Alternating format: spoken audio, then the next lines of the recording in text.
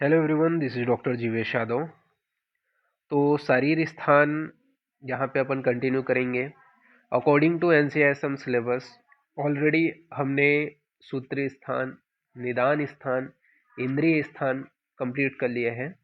अभी हम जो है शारीर स्थान का जो लास्ट चैप्टर है उसका सेकेंड पार्ट यहाँ पे कवर कर रहे हैं, और इस चैप्टर के साथ में ही आपका जो शारीर स्थान है वो यहाँ पे आपका फिनिश हो जाएगा।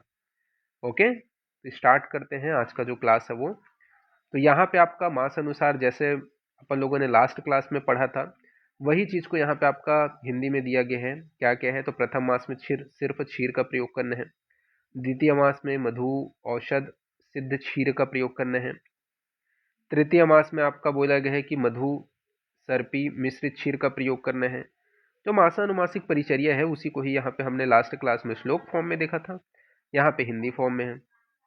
चतुर्थ मास में क्षीर व नवनीत का प्रयोग करना है अक्ष मात्रा में, तो क्षीर व नवनीत का अक्ष मात्रा में प्रयोग करना है चतुर्थ मास में। पंचम मास में क्षीर व घृत का प्रयोग करना है। षष्टम जो मास है उसमें मधुर औषध सिद्ध जो क्षीर सर्पी है उसका प्रयोग करना है, तो षष्टम मास में मधुर औषध सिद्ध जो क्षीर सर्पी है उसका प्रयोग करना है। सप्तम मास में क्या करना है, तो सप्तम मास में मेनली मधुर औषध सिद्ध जो क्षीर सर्पी है उसका प्रयोग करना है, तो सप्तम मास में मधुर औषध सिद्ध क्षीर सर्पी का प्रयोग करना है। अष्टम मास में क्षीर व यवागु का प्रयोग करना है, तो अष्टम मास में क्षीर व यवागु का प्रयोग करना है। नवम जो मास होता है उसमें मधुर औषधि सिद्ध जो तैल है उससे अनुवासन वस्ती तथा योनि पिच्चू का धारण कराना है, तो मधुर औषधि से सिद्ध जो तैल है उससे अनुवासन वस्ती तथा योनि पिच्चू का धारण कराना है। तो ये जो है क्रमशः हमने ऑलरेडी श्लोक फॉर्म में देख लिया था लास्ट क्लास में। मासानुमासिक जो परिचर्या है जिसको अपन मासानुमासिक उपचार भी बोलते हैं, ठीक है, वो यहाँ पे हमने ऑलरेडी लास्ट क्लास में देख लिया था, वही चीज यहाँ पे आपका बताया गया है। ठीक है, नाउ नेक्स्ट अपन आगे बढ़ते हैं। तो यहाँ पे अपन बात करते हैं प्रजनन के लक्षण। ठीक है, तो ये जो है इसका प्रजनन काल जो है, प्रजनन काल के लक्षण। तो प्रजनन काल जो है ये इसका पासवर्ड रहेगा, सेम जैसा लिखा है हिंदी में वैसे ही आपको टाइप करना है, तो ये पीडीएफ ओपन हो जाएगा। तो प्रजनन काल के लक्षण के विषय में बात करते हैं। क्या क्या बताया गया है जो प्रजनन काल है, ठीक है, उसके क्या क्या लक्षण है। तो यहाँ पे अपन हिंदी देखेंगे, ठीक है, श्लोक फॉर्म में थोड़ा ज़्यादा आप लोगों को दिक्कत होगा, इससे अच्छा हम हिंदी देखेंगे। तो क्या क्या होगा प्रजनन काल के लक्षण, तो गात्र में क्या है, क्लम की उत्पत्ति होगी। बॉडी में क्या है, क्लम की उत्पत्ति होगी। इसके अलावा अनन्न ग्लानि, ठीक है, तो अनन्न ग्लानि बताया गया है। अक्षी में शैथिल्यता की उत्पत्ति बताया गया है, तो अक्षी में शैथिल्यता आ जाएगा। वक्ष बंधन विमुक्त हो जाएगा, तो वक्ष बंधन विमुक्त हो जाएगा। अक्षी का अविस्त्राव होना, ठीक है, तो अक्षी का अविस्त्रावन होना। अधोभाग में गौरवता होना, तो आधा जो भाग है उसमें हैवीनेस फील होगा। वक्षण आदि में निस्तोध होगा, तो वक्षण प्रदेश में निस्तोध होगा। योनि से क्या है, स्त्राव होगा। अन्न अभिलाषा, सॉरी अन्न अभिलाषा। इसके अलावा अवि प्रादुर्भाव होना, तो अवि का प्रादुर्भाव होना। गर्भोदक स्त्राव होना, तो ये सभी लक्षण बताए गए हैं। तो गात्र में क्लम की उत्पत्ति, अन्न अनन्न ग्लानि, अक्षि में शैथिल्यता, वक्ष बंधन विमुक्त होना, कुक्षी का अविस्त्राव होना, अधोभाग में गौरवता होना, वक्षी में निस्तोध, वक्षण में निस्तोध होना, योनि से स्त्राव होना, अन्न अभिलाषा का होना, अवि का प्रादुर्भाव होना और गर्भोदक स्त्राव होना। ये सभी जो लक्षण है वो आपको देखने को मिलते हैं। फिर नाभिनाल छेदन की विधि के विषय में बात करते हैं। तो नाभिनाल छेदन विधि के विषय में बात करें तो यहाँ पे आपका छेदन स्थान बताया गया है। तो कहाँ पे आपका जो अम्लाइकल कॉर्ड है उसकी जो अपन कटिंग करेंगे, ठीक है, क्लैंपिंग जो करेंगे उसके विषय में बताया गया है। तो जो छेदन स्थान है जहाँ पे अपन अम्लाइकल कॉर्ड को अपने को काटना है, तो छेदन स्थान बोला गया है कि 8 अंगुल की दूरी पे छेदन करना चाहिए। कितना, 8 अंगुल की दूरी पे करना चाहिए। तथा नाभि पाक की चिकित्सा, तो नाभि पाक की चिकित्सा में बताया गया है कि इसमें लोध्र आदि, यानी कि जो आपका लोध्र है, मधुक है, प्रियंगु है, सूरदारू हो, हरिद्रा है, कल्क है, इनसे सिद्ध जो तैल है उसके द्वारा सिंचित तथा लोध्र आदि चूर्ण से अवचूर्णन करना चाहिए। तो अगर कहीं कि क्या है, आपने जो क्लैंपिंग है वो सही तरीके से नहीं किया, ठीक है, अम्लाइकल कॉर्ड का, तो उस कंडीशन में वहाँ पे वो पक जाता है, पाक हो जाता है। तो उस कंडीशन में कैसे करके उसका ट्रीटमेंट करेंगे, तो वही चीज़ बोला गया है कि लोध्र हो गया, मधुक हो गया, प्रियंगु हो गया, सूरदारू हो गया, हरिद्रा कल्क हो गया, इनसे सिद्ध जो तैल है उसके द्वारा सींचन करना है वहाँ पे, ठीक है, और लोध्र आदि चूर्ण से उसको अवचूर्णन करना है। इसके अलावा असम्यक नाभि कल्प अगर कर दिए, यानी कि असम्यक यानी कि प्रॉपर आपने क्या है क्लैंपिंग नहीं की, ठीक है, तो उस कंडीशन में कौन से दोष की उत्पत्ति होगी ये यहाँ पे बताया गया है। तो उत्तुंडिका उत्पन्न हो जाएगा, पिंडलिका की उत्पत्ति होगी, विनामिका हो गया, विजृंभिका हो गया, इनकी उत्पत्ति बताएगा। तो उत्तुंडिका, पिंडलिका, विनामिका, विजृंभिका, ये सभी चीजें बताई गई हैं, तो इसको आपको ध्यान में रखना है।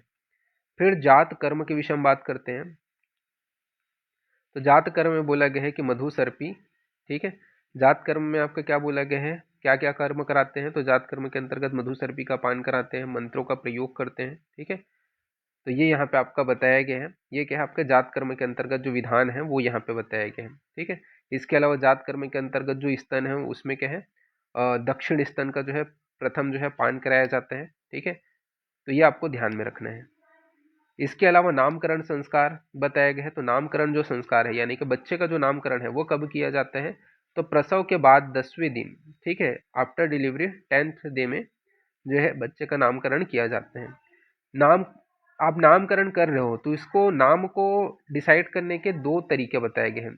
आप दो नाम रख सकते हो, कोई भी बच्चा है उसका, एक नक्षत्र के आधार पे नाम होता है और एक अभिप्रायिक नाम होता है। जैसे कि कई लोगों को बोलते हैं ना घर में कि अभिप्रायिक नाम ने ऐसे गोलू वोलू ऐसा बोल रहे हैं, ठीक है। एक नक्षत्रिक नाम जैसे कि वो आपका डिसेंट रहता है, ठीक है, जो आपका पर्टिकुलरली नक्षत्र के आधार पे रखा रहते हैं, जो आधार कार्ड में आप देखते हो, ठीक है, एक निक नेम होता है। तो वही चीज दो यहाँ पे बोला गया है, दो प्रकार के नाम होते हैं। फिर स्तन्य संपत्ति के लक्षण बताए गए हैं। तो फीचर्स ऑफ स्तन्य संपत्ति, क्या क्या लक्षण बताए गए स्तन्य संपत्ति के, तो तत्र स्तन्य संपदा तत्य ऊर्ध्वे न अति विलंब, न अति कृश, न अति पिनौ, युक्ते पिपलिको सुख प्रपाने चेती, यानी कि न अत्यधिक ऊर्ध, न अति ऊर्ध, न अति लंब, न अति कृश, न अति पिपलिका से युक्त तथा सुख प्रपन्न, सुखपान, ये क्या है स्तन्य संपत्ति के लक्षण है, ये आपको ध्यान में रखना है। फिर स्तन्य संपत्ति के, ये तो हो गया आपके लक्षण, सॉरी स्तन, स्तन संपत्ति के लक्षण हो गए, ठीक है। स्तन संपत्ति के लक्षण क्या है, तो जो स्तन है वो बहुत ज्यादा ऊर्ध्व नहीं होना चाहिए, बहुत ज्यादा लंबा नहीं होना चाहिए, बहुत ज्यादा कृश नहीं होना चाहिए, बहुत ज्यादा क्या है पिपलिका से युक्त नहीं होना चाहिए। ये क्या है आपके स्तन के लक्षण है, ठीक है। स्तन्य संपत्ति के लक्षण अलग है। स्तन्य संपत्ति का लक्षण यानी कि आपका ब्रेस्ट मिल्क का लक्षण बताया गया। स्तन मतलब ब्रेस्ट का लक्षण, स्तन्य संपत्ति यानी कि ब्रेस्ट मिल्क का लक्षण। तो स्तन्य संपत्तु प्रकृति वर्ण गंध स्पर्श उदपात्रे द्युमान मुंदकम वेति प्रकृति भूतात्मकम तत्पुष्टिकरम आरोग्यकरम चेती। स्तन्य संपत्ति यानी कि जो आपका स्तन्य संपत्ति है उसका लक्षण बताया गया है, ठीक है। ब्रेस्ट जो मिल्क है उसका, कि वो कैसा होना चाहिए, प्राकृतिक वर्ण वाला होना चाहिए, प्राकृतिक नेचुरल गंध वाला होना चाहिए, नेचुरल रस वाला होना चाहिए और स्पर्शवान होना चाहिए, ठीक है। तो जैसा आपका नॉर्मल रहता है नेचुरल, आपका वर्ण गंध रस इनसे युक्त अगर मिल्क है तो वो क्या है आपका प्रॉपर सही है।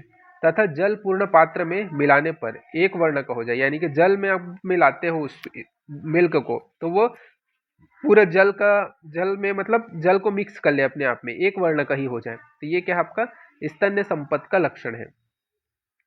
फिर क्रीडन के विषय में बताया गया है। तो क्रीडन में बोला गया है कि विचित्र घोष युक्त अगरु अतीक्ष्ण अग्रयुक्त, मुख में न प्रवेश करने वाले, प्राणहर हो, विस्त्रंस न करने वाले हो, ठीक है। तो ये क्या है आपका क्रीडन है। तो कैसा होना चाहिए क्रीडन स्थान, ठीक है, चाइल्ड के लिए जहां पे वो खेल रहा है, खेलने वाले स्थान कैसा होना चाहिए, तो चित्र विचित्र मतलब अलग अलग, जैसे बच्चों का आपने रूम देखा होगा बहुत सारे ये कार्टून वगैरह से युक्त होते हैं, चित्र विचित्र जो आकृति उनसे युक्त होना चाहिए, घोष युक्त होना चाहिए, ठीक है। अगरू वगैरह जो है वो होने चाहिए।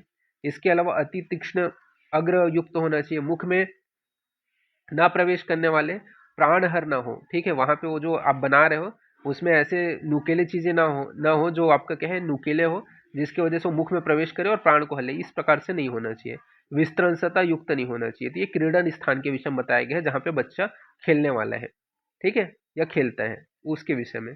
फिर शारीर स्थान की व्याख्या करते हुए यहाँ पे बोला गया है शरीर चिंते सर्व देव मानुषे संपदा सर्वभाव भावे यत तस्मात् तस्मात् शरीरम स्थान मुचेत, यानी कि सभी उचित उपायों द्वारा दैवी संपत्ति यानी कि आत्मा आदि तथा मनुष्य संपत्ति यानी कि शरीर संबंधित भाव से प्राणी मात्र के शरीर की चिंता विचार करने के कारण ही इस स्थान का नाम शारीर स्थान रखा गया है। तो सभी उचित उपायों द्वारा दैवीय संपत्ति यानी कि आत्मा आदि तथा मनुष्य संपत्ति यानी कि शरीर संबंध भाव से प्राणी मात्र के शरीर की चिंता करने के कारण इस स्थान का नाम क्या है, शारीर स्थान पड़ा है। तो इस प्रकार से ये जो शारीर स्थान का ये जो चैप्टर है वो यहाँ पे आपका फिनिश होता है।